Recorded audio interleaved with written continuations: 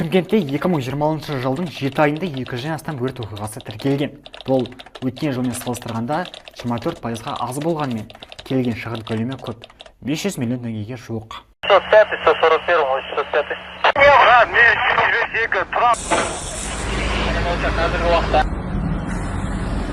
Мына ограждение қойылған. Предварительный площадь.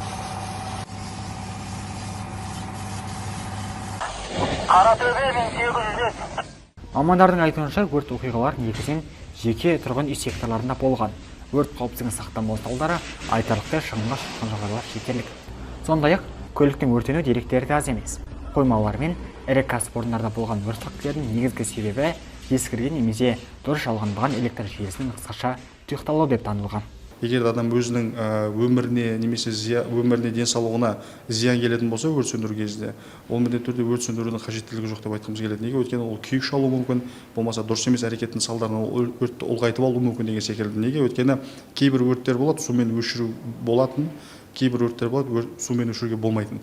Миллиондаған шығын ендіге айналған күл қоқыс. Осының бәрі дәл осындай тоқ көзінен немесе тоққа қосылы қалған қуаттағыштан шығады, қауіпсіздікке салғырт қарағаннан басталады. Сондықтан тоқты уақытылы өшіріп, сапасыз сымдарды пайдаланудан аулақ болған абзал.